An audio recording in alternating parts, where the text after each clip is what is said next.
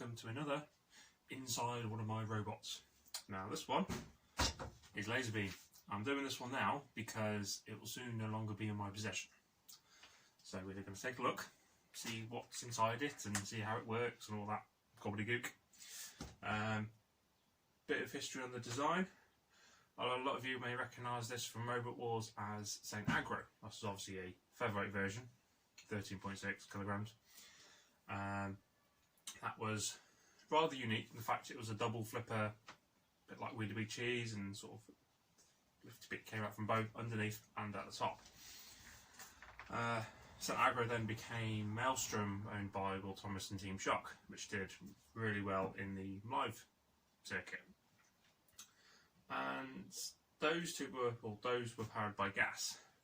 I can't do gas, I'm still learning, I can't, it's on my to-do list for gas. But one thing I do tend to use quite well is linear actuators, which is the same sort of action but uses as screws and motors and things. And yeah, a lot of you say, oh, you just copy St. Aggro.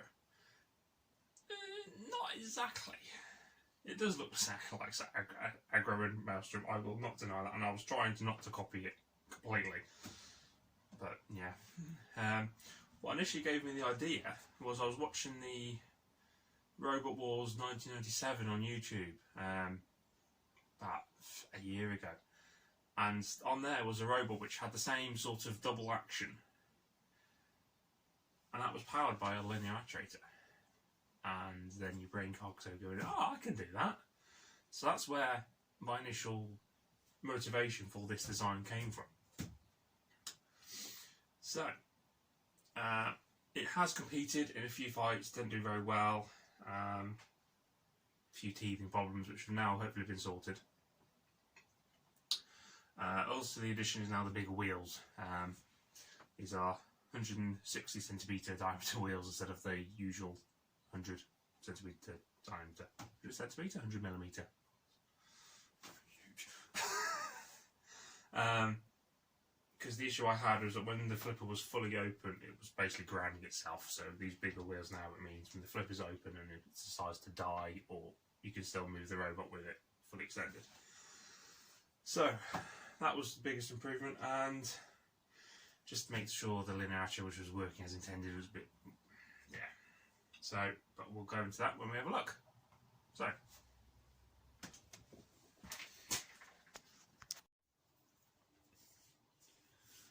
Close-up time. Right. The top and bottom covers are 4mm mild steel. I did usually use 2mm mild steel, but with a lot of powerful axes, it does tend to get quite dented. So I upgraded to much thicker and should withstand the axes and Sportsman a lot better, or in general. The actual flipper itself is substantially thinner. 2 maybe, 1.5, not quite sure, but so. And master drill wires. So now you can begin to see all the bits inside. And up that really. That's better. Let's take that out.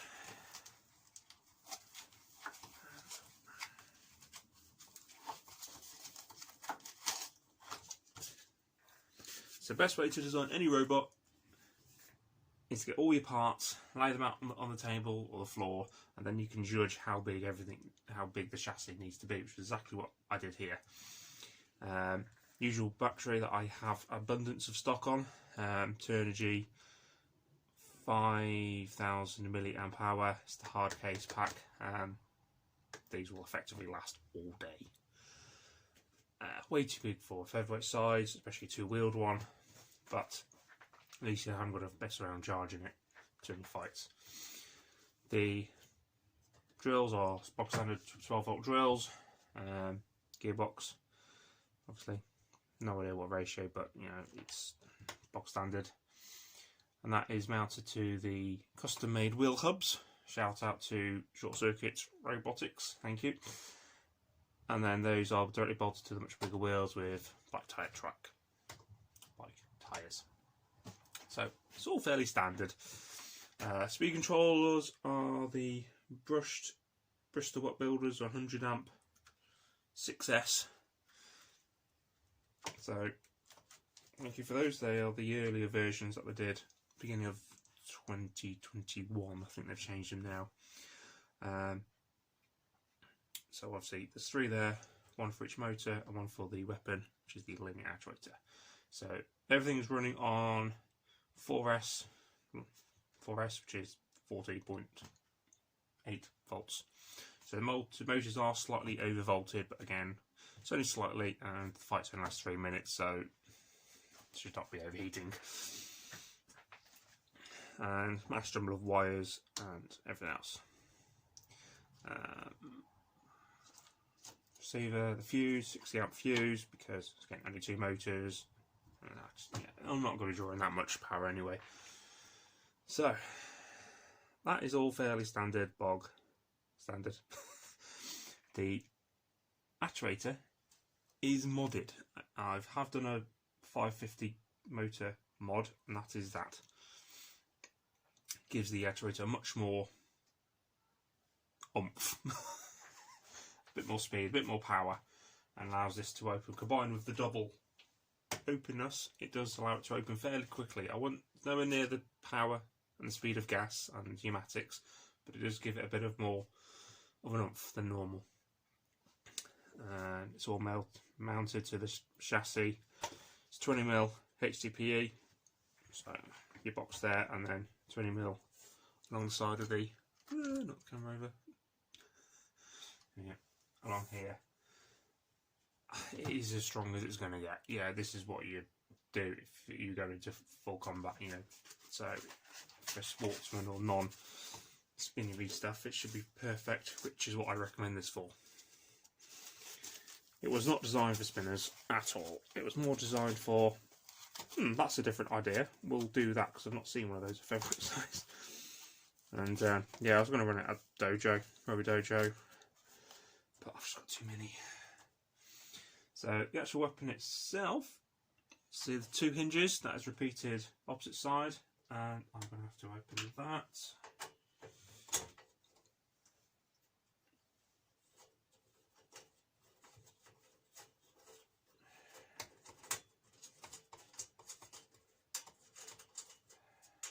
I need to edit this bit because it's taking too long.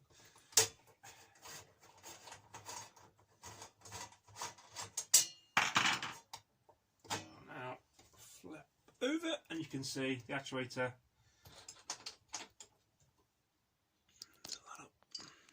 It is. So that's the one that was mounted to the top plate, and then you've got the 2 linkages that bolted to the bottom plate. So when that ram extends, pushes them out and gives you your reaction. So it's not exactly rocket science. It's quite easy. And I'll put that later. So again, keep it simple. I've had to reinforce the back panel, reinforce the back panel because obviously when that is extended trying to push a 13kg robot, it wants to push the back panel out. So that's why there's this big bolt which goes all the way through the bottom plate and the top plate, which is why it sticks out, so it gives so it's resting against the mild steel, both and bottom plate. So that should, well, I've actually have deadlifted Light Fury, which is about 12.5, 13 kilograms.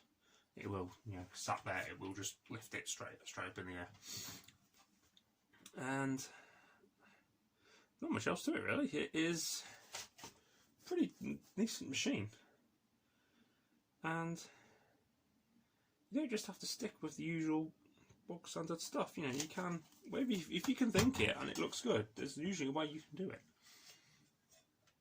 Obviously this will be better as a gas robot, I'm not going to deny that, but I can't do gas yet, and it's also expensive. So yeah, links there. It's the box standard 6060 link. It's in there. So, just exactly the same, repeated the inside, just not as pretty.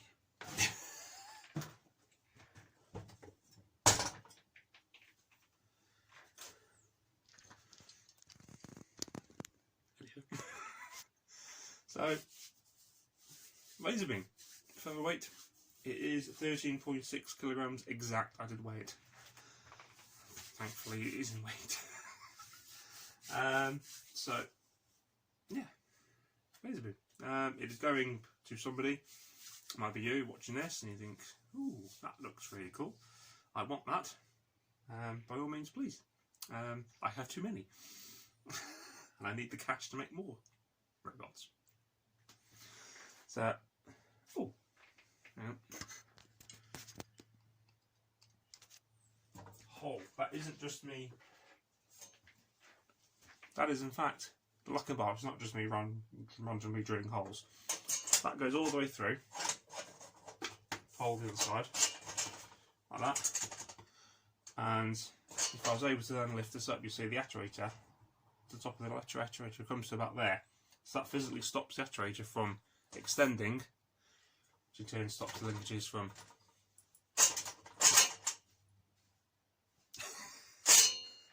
one of those things I thought of after I'd finished the robot and going, how the hell do I lock this flipper from opening? How does St. Agro did it? Which was something I wish I never asked. So I'll let you find out those stories. So, Lazerbeam, if you want it. Part of me is quite sad to see it go, really, because it is so different, but it needs must, unfortunately. And this shop's really cold. Right, enjoy. Keep building, like, subscribe, all that gobbledygook, and